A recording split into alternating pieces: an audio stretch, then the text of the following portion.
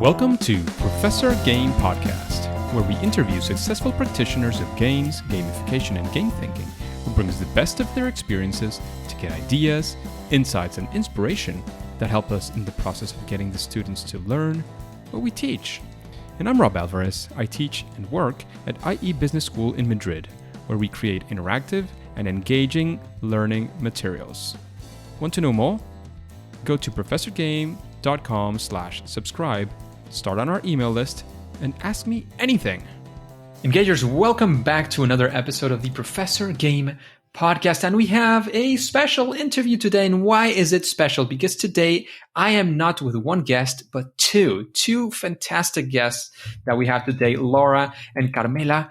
Carmela, Laura, are you prepared to engage? Yes, we are. Let's do this. Let's go, because we have today with us Laura Marie Edinger-Schons, who is a professor of sustainable business at the University of Mannheim.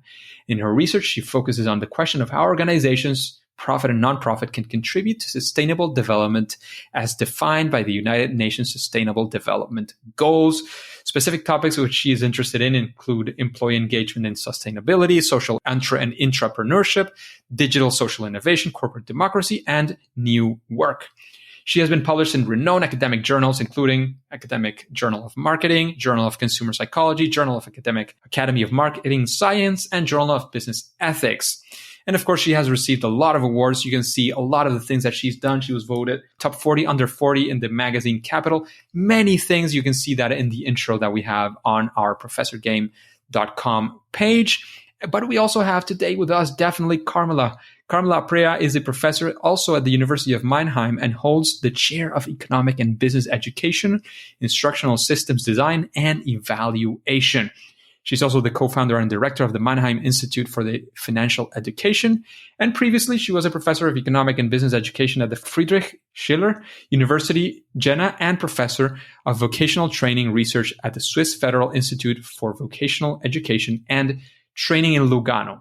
She has also been a visiting professor at the University of Innsbruck. She has taught and researched at the University of Twente, University of Graz, Università degli Studi Roma Tre. I'm guessing that's kind of my Italian pronunciation as well. Università di Roma La Sapienza, Università Cattolica del Sacro, Cuore, Milano, and Stockholm University, and the Ben-Gurion University at the Negev.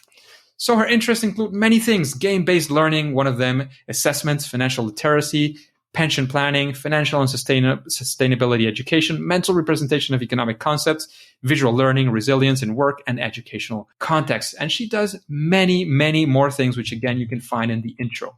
Is there anything, Laura, Carmela, that I missed from your intro that you want to make sure that is in before the interview? No, totally fine. Thank you. Yeah, perfect. Thank you. Fantastic. So we are here today because we're going to talk about a project that you had at Mannheim. But before that, I'd like to know, that the audience would like to know, let's start with Laura. Laura, what does a typical day for you look like? What are the things that you're doing in a day like today? So I think the days since Corona, since the lockdowns, are a little bit different than before.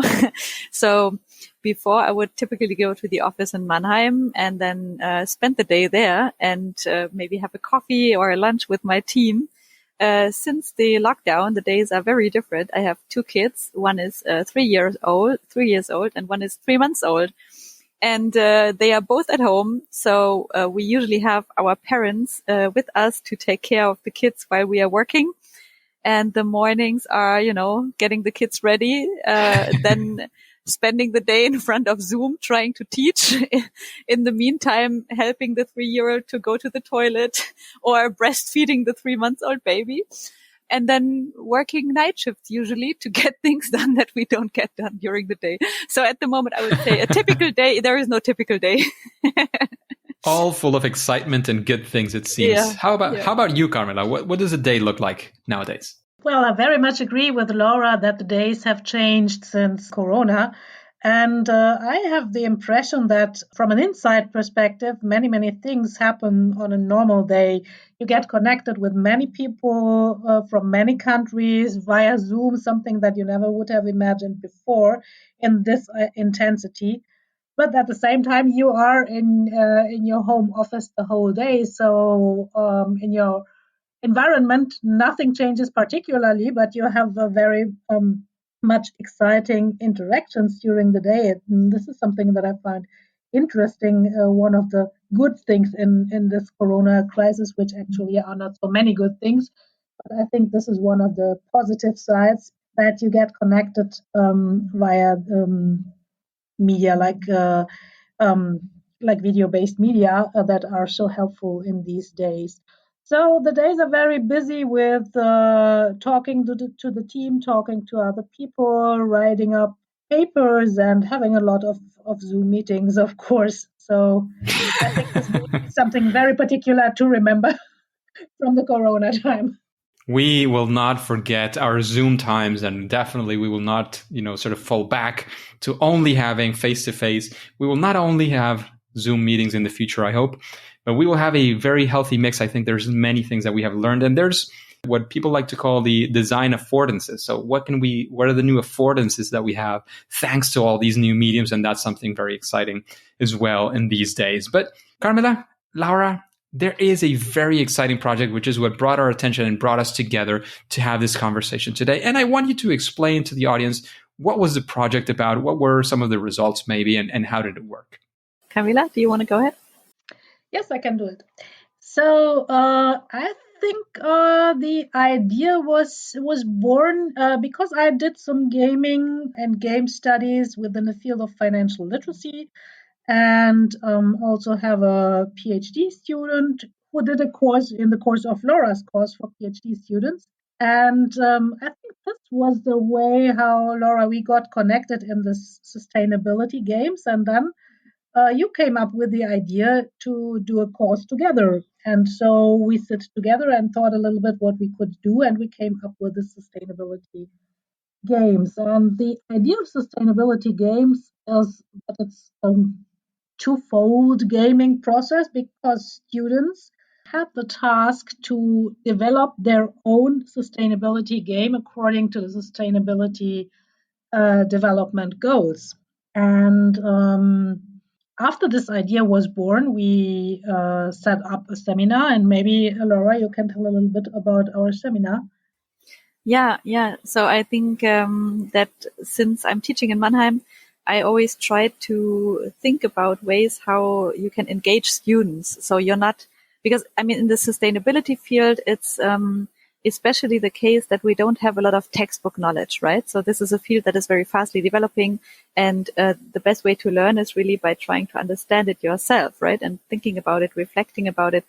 So in many of our courses, we let students, for example, develop their own social enterprise ideas and so on. And with Carmela, we just sat together and we said, okay, how can we bring these topics together as sustainability and education? And we thought, why not engage the students and let them develop games instead of, us developing a game and letting the students play the game to learn? We thought that the game development process could be a way for the students to reflect about sustainability. And we let them choose a topic from the sustainability field. And this can be, if you know the Sustainable Development Goals of the United Nations, can be very different topics, from climate change to, for example, poverty reduction or education. It can be various different topics. And the students were allowed to choose one of those topics and to think about a game mechanism that you can use to create a game solution, which then can be used for other people to learn about these topics. And we had super interesting ideas. So some students actually developed classical board games. Some others did something like, you remember maybe Jenga, this tower. And they had the SDGs, the Sustainable Development Goals, as these bricks, and you could pull out one brick and then answer a question. So we had various different ideas. And while designing the game, the students learned about the topic itself, because of course they had to, for example, when they created questions, they had to find out about the, background information that is necessary to create the game. So that was our approach to, trying to engage students to learn about sustainability.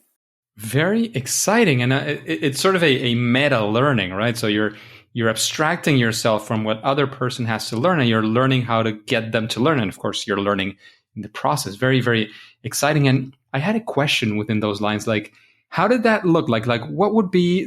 Can you guide us very quickly through what was the sort of the process that the students went through? They had a class on sustainability, or they read a book, or I don't know. What did that look like? What was the process that these students went through? Maybe the thing that also was common between Laura and me was our engagement for design processes, and that was the idea that guided our seminar as well. It was along the design process and the different phases of design thinking, as for example, to analyze the field, then to test solutions for the field, but also to get feedback and to have all the social sides from design processes and to work as a team together. So this was something that was very important for us as well, because students did not only learn how to immerse themselves into the content and to come up with a game mechanism, but also how to work as a team. And this was equally important. So actually, they got a little input about the sustainability goals, of course, because they should have been able to decide with their group which goal they wanted to choose for the game. But then we also introduced them to design thinking, and of course also to some basics of game design. But it was really very much just in time, and it was really like an impulse, like a stimulation. But they were very happy based on that, and kind of immersed themselves in this process and tried to get the knowledge that they needed via the internet, or they came to us and asked for additional literature also. Interesting. So basically, they were having some information on the topics themselves. They were having some information on game design and design thinking in general as well. And from that, it was mostly sort of them taking the lead in a way, right? Yeah, it was very minimalist from our side. But we were there, of course, to give them feedback and to guide them if they had some problems. Of course, that makes a lot of sense. Sounds very, very interesting. Sounds like something many people would like to participate in. And was it sort of I'm guessing it was not a mandatory subject. It was something that was optional. Who was able to participate there? So basically all our master students were able to participate, and we had actually a lot of applications. Carmela, correct me. I don't know. Was it like 60 or 70 applications for 24 slots? So there was quite some competition going on, and we had even some students who showed up without having, an official registration for the class, trying to get in. And we had to send them, back, because we said, okay, at the beginning we have to pilot this new teaching format with this group and see how it works. And I think, as Carmela said, all went very smoothly. So after this kickoff, we basically just let them really start. On the first day, they actually started to pick a topic, discuss the topic, find some information, think about possible game mechanisms that they would be interested in. And maybe one addition to what Carmela said, one thing we created for them was something that is often used in business modeling. So maybe this business model canvas, which is like a poster where you describe a business model, right? And there is a gamification model canvas, if you don't know. Okay. It was created, in case you're interested in that, it was created by a Spanish professor, but search for gamification model canvas. And I think Sergio Jimenez is involved in that. So that's going to show up, and they put it up for free. Anybody can use it. Oh, that's good. So good to know. Yeah, what we actually did is we designed our own. It was called Game Design Canvas. Interesting. And we gave that as a resource for the students to use, and they could fill in, the blanks. So on the top left we had the sustainability problem. On the right top side we have the game mechanism, the game description. Then we had on the bottom the target groups that they are intending, to design this game for. And then on the bottom right, we had the learning goals. And I think that was a nice structure for the students to, work through the seminar and always fill in more of their ideas and content. But basically, they really started from the first session on to create their own ideas and to test them again and again, to present them to the group, get feedback, present them to us. And we could, give them some hints and ideas. And it was really this iterative process in which they, tested this fail fast, learn fast method, basically, right? Testing something, seeing whether it works or not, and then moving on. So it was, in a way, without the technological part, it was kind of a hackathon for the sustainable goals and doing it through games. So a game-a-thon or something like that. Yeah. Sounds good. So then the next question that I typically have, and of course, we're assuming that this is a type of situation that you would repeat, or it's something that you would do and maybe for a different thing. Like, what was the process for you to come up with a seminar like this one? Like, if you were to do it again, or if I said, come over to IE, we want to do this as well. But of course, with our different needs, our students are a little bit different. Maybe here it's not sustainability development goals, but it's something, similar. Like, would you have a process to go about this? Like, how would you manage if you want to replicate this in the future? And of course, a few words. I know this has a lot more thought behind it. I think what I would repeat would be, as Laura said, an important element was this game design canvas, because it gave structure to the learning process of the students and also to the team process. I think this was something very important to give them some structure in this obviously very messy design process, which is sometimes overwhelming for beginners like students are. But I think this gave them enough structure to be very creative. And I think this is something independently of the content, and maybe independently also of whether it's a game-based. For example, in the last semester, we worked with video-based learning, and students had to create a video on the impact of Corona to the economy. And it was the same thing. They needed some kind of structure, and this would be something that I would transfer to another environment to implement, of course. If that's okay, can you tell us what are the elements of that canvas? Yeah, so on the canvas, we had the first box, the sustainability problem. So what is the topic that they would like to look at? Let's say we had, for example, one group, they created an escape room box. So like a box full of things you can use to, play it as an escape room at home. And the game was called Escape from Poverty. And they looked at SDG 1, reducing or eliminating poverty, right? That's the sustainability goal. And to design the game, they, of course, had to understand this problem really in depth, right?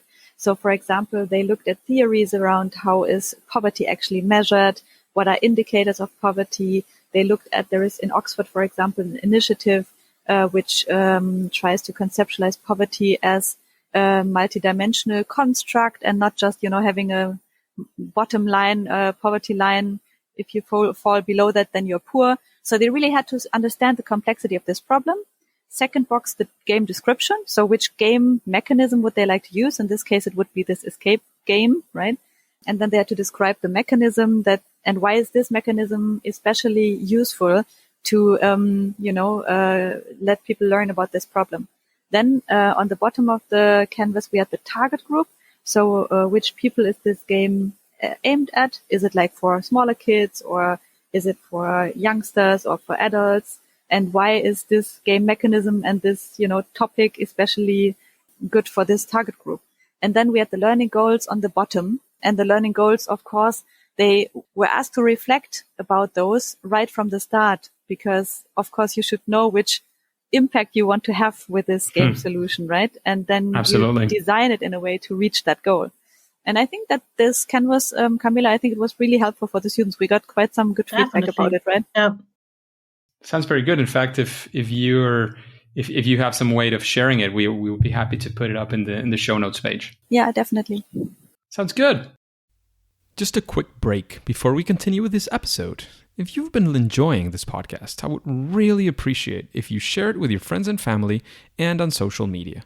On Twitter and Instagram, it's @RobAlvarezB and the hashtag ProfessorGame, all one word. And in Facebook, you can find the Professor Game page. Thanks in advance for your engagement. So Laura, Carmela, now we've discussed in depth as much as we can, of course, in a podcast. I'm sure there's many more things we could go through. We could sit down and spend a whole afternoon just talking about this. We've discussed, how this initiative worked. Lots of lessons, lots of interesting things that came through. And I want to ask you, after this experience that you have with this, and I know both of you had in different capacities also experience with, game design, using games in education and so on, would you say that there is some, I don't want to say silver bullet, but some sort of best practice, something that when you're using gamification, using games in an educational setting would benefit the people who are using it, something that would be, a good practice? I think, I don't know, Carmela, what you would say, but if we look back at our seminar and at a lot of the seminars that we have conducted at our chair, I always think that the kind of silver bullet or the magic mechanism is to trust in the creative power of the crowd, of the students, and to kind of flip the teaching mode, right? And not be the teacher who stands in the front, like teaching to the group, but really to engage the group and let them create something. Because my experience is that as soon as you let students create something by themselves, there is this huge, wealth of motivation that sometimes is not really activated if they just listen and consume. And I think that works in all different teaching formats. And this is maybe a switch, that we have to make as the teachers, right?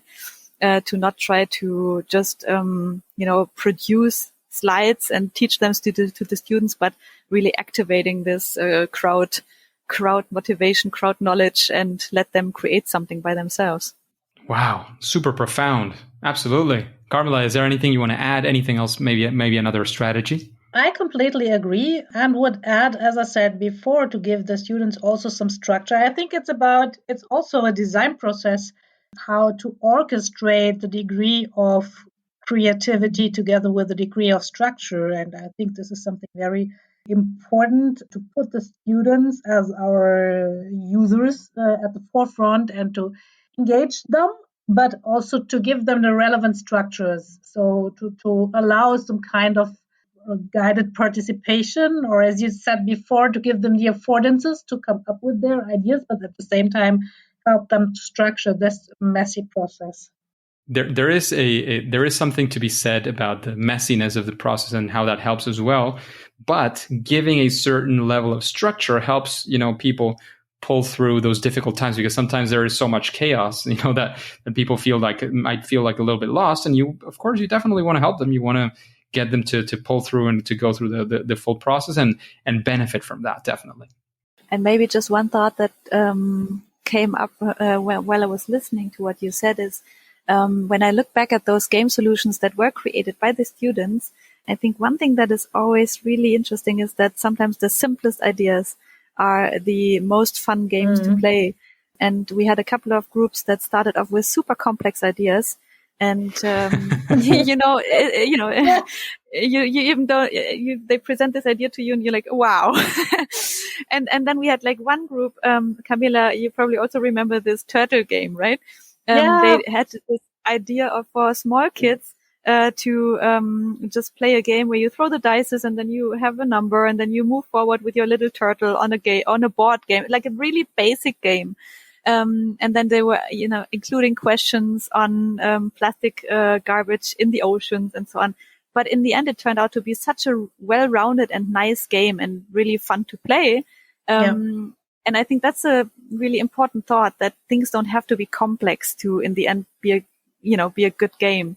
It can be very, very simple things, but if they are created in an appealing and nice way, that's probably the better solution than something that is overpacked with, content. Simplicity can beat complexity almost every day of the week, I'd say. Yeah, definitely. Whenever we can, of course. Whenever we can, of course. There are situations that are complex, but how do we simplify it for the understanding? Not to simplify the situation itself, but how do we simplify understanding? It's what simulations are about, right? When you simulate, you're simulating reality. You're not simulating all of reality, essentially because you can't, but also because you don't want to. You simulate it to get some lesson, to get some practice in something specific, right? So that simplification is definitely beneficial. And Laura, Carmela, you've heard these questions. You've seen what the sort of the vibe of the podcast is all about. Is there some, maybe a colleague, maybe somebody you've heard about that you would think would be inspiring to you to listen to answering these questions in this podcast in Professor Game? Like, another guest that you would like to suggest? Either of you, we can start by Laura this time if you want. Yes, I actually have a suggestion. I don't know if it's too much Mannheim, but we have actually one history professor in Mannheim, and I'm a big fan of him. And it's funny because we sometimes even have the same ideas. When I created this escape room in the castle, he, for example, told me, Laura, I wanted to do the escape room in the castle. And it's like we kind of always discuss our ideas a bit. His name is Hiram Kümper. And I think he has already created a couple of game-based solutions for teaching history content. So, for example, he also engages local schools and the pupils design apps learning about the history of Mannheim and so on. So I think that could be a very interesting person to interview. Sounds very interesting. Carmela, I don't know if you had the same person in mind. I think it would be a good candidate. I agree with Laura. Nice. That sounds like a very, very exciting candidate. You'll probably have to send it to me written somewhere because, again, my German is terrible and I have no idea how to write this person's name. I will. And in that same sense of recommendations, you have a lot of resources that you seem to have used for your challenge and for many of the things that you do. Is there maybe a book, or of course one book for each of you definitely, that you recommend for the audience? We have an audience of engagers, people who are looking into doing these kinds of things and using game-based solutions for the classroom. Is there any, it could be game-based related, or it could be something completely different, like the business canvas where you took it from. Is there something that you would recommend the audience to read? I did my PhD on game theory, so I would recommend reading experimental economics papers, not really books.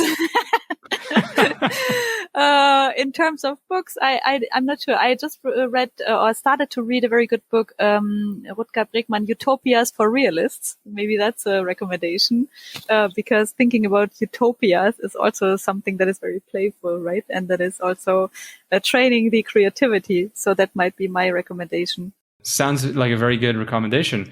Carmela, is there anything else you want to... Well, of course, if you have a book that you have in mind. Yeah, professionally speaking, I think I did my PhD on how designers think.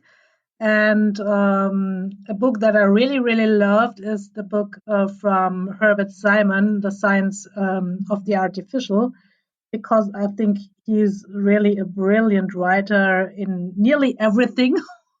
Be it rationality and bounded rationality, or design thinking, or organizational theory, or education, or cognition, or whatever. But at the same time, he's a very brilliant writer. And sometimes I just read in that book, even though I'm doing other stuff now, just because it's fun. And from a more leisure time side, I would say a book that I read during the Christmas holiday was a book by Sarah Blackwell, who wrote about the existentialist philosophers in France, like Sartre and de Beauvoir. And it was very inspiring how much they have also to say to our times. And I did that long time ago during my school period.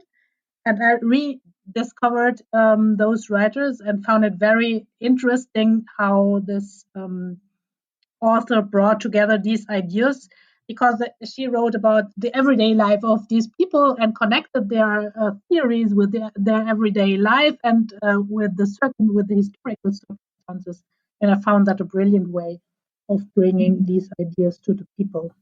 Sounds brilliant, and especially a good way to be able to see how to communicate these ideas. Sounds like very exciting. Yeah. And I have one of the questions that for many of the guests is one of the most difficult questions, because we enjoy games a lot. And I would like to know, Laura, Carmela, what would be your respective favorite game? Like that one game that you say, well, all-time favorite, or my, when I was young, my favorite one, or now, the one that I like to play more with kids, like whatever you want to go for, but choose one game that you would say, oh, that would be my favorite, or my favorite today, my favorite 20 years ago, whatever that looks like. I found that very hard because there are so many games that I like. But I had to actually think back to the times as a student, and probably the only computer game that I really played excessively was Age of Mythology. I don't know if you know that game, where you like kind of build little villages and explore the map and so on. And I think if I should choose one, that's probably the one. Nice. What about you, Carmela? Well, it sometimes changes, but I think my all-time favorite would definitely be Mahjong, because I like the meditative and contemplative style of Mahjong, and you can do these things in calm and think about what fits together, and it really relaxes my mind. I very much appreciate it. Nice. I only played the digital versions of that game. I've never played it physically. Sounds like a very, very nice thing to do as well. I think it could be also, as you were saying, very meditative. Yeah. Indeed. Contemplative, definitely. Laura, Carmela, it's been an absolute pleasure. I think there's so many, knowledge nuggets, so much, experience that you've brought to the table with what you've done and nice facts and interesting things to say. However, even the best things come to an end. And I would like, before letting you go, of course, I would like to know where we can find out more about your work. Is there any place where we can find out more about the challenge? If there's anything, maybe on the internet, where we can contact you, if that makes sense, on social media or whatnot, before we say it's game over for today. So maybe one resource that we can definitely share is, as a chair, we have a YouTube channel, and some of the videos from the course are even uploaded there. So the students produce these short videos about the game solutions that they developed. On this YouTube channel, there is also a lot of other stuff from our seminars, guest lectures, and so on. So that might be an interesting resource. And apart from that, getting in contact, email us online, and LinkedIn, social media, it's all possible. So you'll find the exact names of these two fantastic guests on the show notes on professorgame.com. If you type Laura or Carmela, you will definitely find the link to this episode with these two fantastic guests. Anything else to add, Carmela? No, I completely agree. Thank you, Rob. Thanks to you as well. Thank you for investing this time in the engagers in this community that we have here today. However, at least for now and for today, it is time to say that it's game over. Hey, Engagers, thank you for listening to the Professor Game podcast, and it only makes sense with you. So let's go ahead and connect. I can see you on Twitter. You can let me know what you would like as a guest, what I can help you with if you have any questions that you would like to have for future guests, any doubts that come up during the podcast. You can find me very easily. All you have to do is go to professorgame.com/Twitter, and there you'll find my account. There I'm always sharing content on gamification on the podcast, especially around education. And hey, before you click continue, remember to follow using your favorite podcast app so that you can listen to the next episode of Professor Game. See you there.